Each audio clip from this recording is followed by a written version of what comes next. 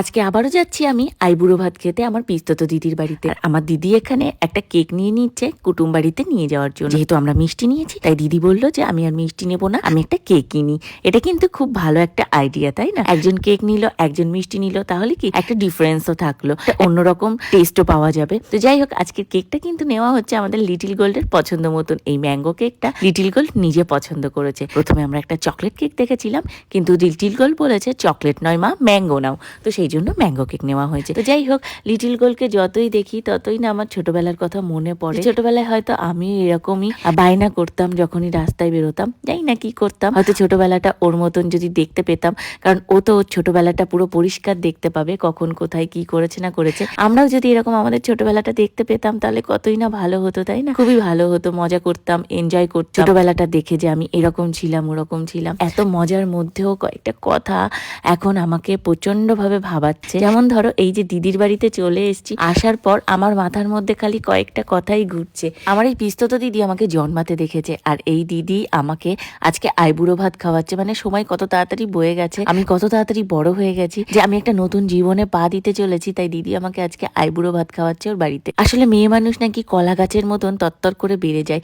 এটা বড় মানুষের মুখে শুনেছি। আজকে সেটা আমি খুব তাড়াতাড়ি ফিল করতে পেরেছি, কারণ যখনই ওদের বাড়িতে এসে আমি বসে মনে মনে কথাগুলো ভাবছি, আর তখনই আমার মাথার মধ্যে আরো একটা জিনিস আসলো, যে ওর যে দুটো মেয়ে, ওর মেয়ে দুটোকেও না আমি জন্মাতে দেখেছি আমার চোখের সামনে। আজকে ওর মেয়েগুলোও দেখো কত বড় হয়ে গেছে, আজ বাদে কাল ওদেরও বিয়ে হয়ে যাবে। আমার আইবুড়ো ভাতের থালা ওরা দুজন মিলে সাজাচ্ছে।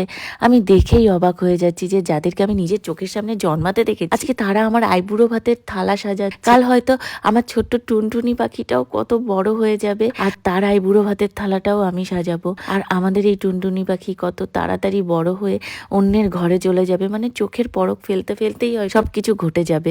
সেটা ভেবেই এত খারাপ লাগছিল, এত মনটা খারাপ হয়ে গেছিল।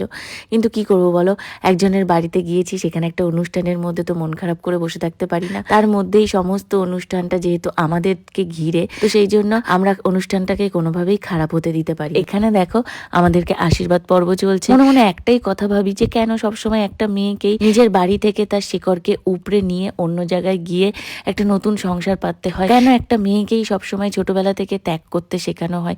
কই কোনো ছেলেকে তো ছোটবেলা থেকে শেখানো হয় না যে তুমিও বিয়ে করে তোমার শ্বশুর বাড়িতে গিয়ে থাকতে পারো তোমার বউকে নিয়ে বা বউয়ের পরিবারকে নিয়ে? তাকে তো শেখানো হয় না এগুলো। আসলে এটাই তো সমাজের নিয়ম, সেই কবে থেকে চলে আসছে। আসলে এই নিয়মটা তো কেউ কখনো ভাঙার চেষ্টা করেনি। যদি এই নিয়মটা ভাঙা হতো তাহলে কত ভালো হতো, তাই না বলো? যদি একটা মেয়েকে অন্যের বাড়িতে গিয়ে না থাকতে হতো, একটা মেয়ে যদি নিজের মতন নিজের বাড়িতে থাকতে পারতো, একটা ছেলে যেরকম নিজের বাড়িতে থাকে, তাহলে কতই না ভালো হতো বলো। জানি আমার মতন অনেক মেয়েরাই এরকম ভাবো, যে যদি এমনটা হতো তাহলে কতই না ভালো হতো। এদিকে কেক কাটিং করা হয়ে যাচ্ছে, কাটিং এর পর আমরা চলে যাব খাবার খেতে।